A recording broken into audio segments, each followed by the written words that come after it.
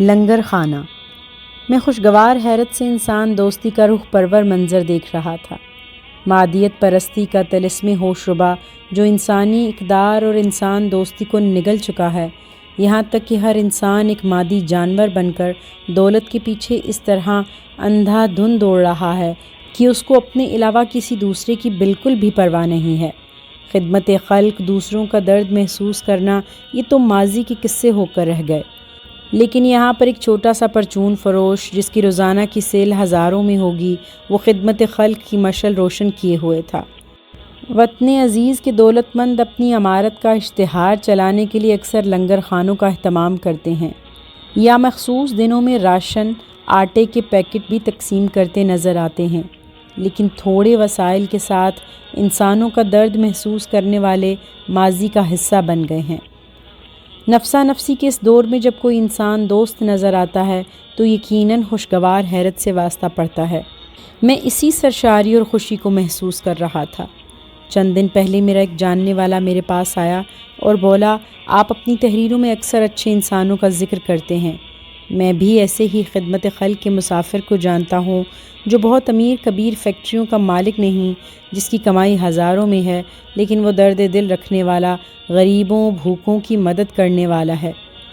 جب آپ کے پاس ٹائم ہو تو آپ میرے ساتھ چلیں اور جا کر اپنی آنکھوں سے عام انسان کو خدمت خلق کرتے ہوئے دیکھیں۔ تو میں آج اپنے دوست کے ساتھ چھوٹے سے محلے کی چھوٹی سی پرچون کی دکان پر آ کر کھڑا تھا۔ دکاندار نے لکھ کر لگایا ہوا تھا، یہاں پر ضرورت مندوں کو مفت روٹی دی جاتی ہے۔ دائیں بائیں سے مزدور کوڑا اٹھانے والے آ رہے تھے کہ روٹی چاہیے۔ دکاندار پیار محبت سے آنے والے کی روٹیوں کی ڈیمانڈ کے مطابق اس کو پرچی بنا کر دے رہا تھا کہ سامنے تندور سے جا کر روٹیاں لے لو۔ دوپہر کا وقت تھا، مزدور اور بھوکے لوگ تندور سے گرما گرم روٹیاں لیتے، پانی کے ساتھ گھر سے لائے سالن یا اچار وغیرہ سے بیٹھ کر خوب مزے سے پیٹ کی آگ بجھا رہے تھے۔ اسی دوران کچھ لوگ روٹیاں لے کر دکاندار کے پاس آئے تو وہ دکاندار 2 چمچے شکر کے روٹیوں پر ڈال دیتا۔ وہ مزے سے شکر کے ساتھ روٹی کھانا شروع کر دیتے۔ دکان کے سامنے پانی کا نلکا لگا تھا جہاں سے آنے والے پانی نکال کر پی رہے تھے۔ نلکے کے ساتھ ہی 2 کنالیاں پڑی تھیں، ایک میں پانی بھرا ہوا تھا، دوسرے میں اناج، گندم، باجرہ وغیرہ ڈالا ہوا تھا۔ پرندے وہاں سے پانی اور اناج سے اپنی بھوک مٹا رہے تھے۔ اس طرح اس چھوٹے سے دکاندار نے انسانوں کے ساتھ ساتھ پرندوں کی بھوک پیاس کا بھی بندوبست کر دیا تھا۔ گرمی کے ستائے پرندے اناج اور پانی کی کنالیوں میں اچھل کود کر کے اپنی خوشی کا اظہار کر رہے تھے۔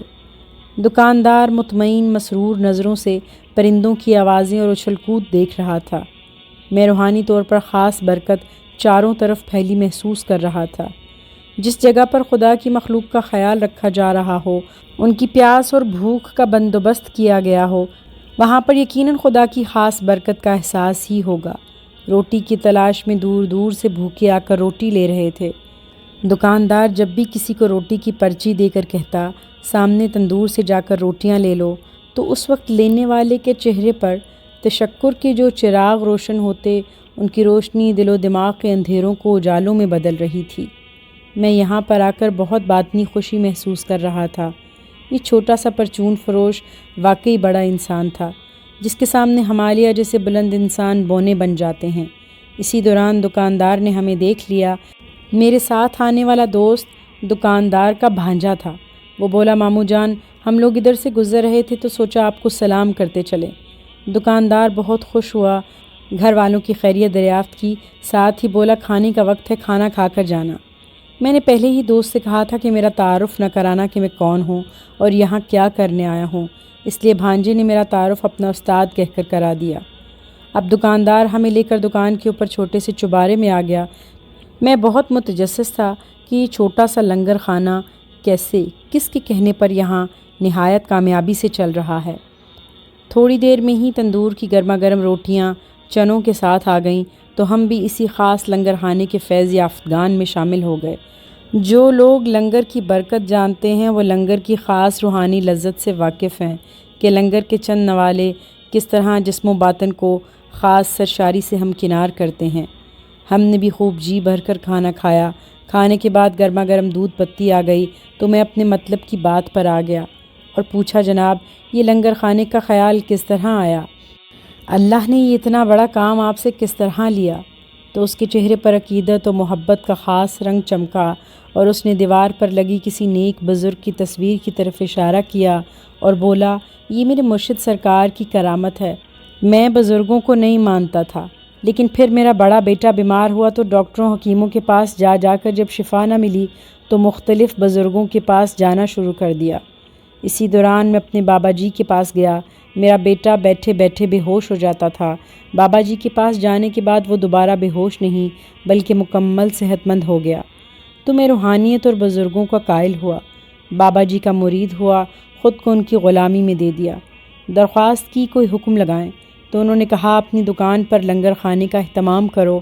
تو میں بولا جناب بڑی مشکل سے گزارا ہوتا ہے۔ تو انہوں نے چھوٹے پیمانے پر شروع کروایا۔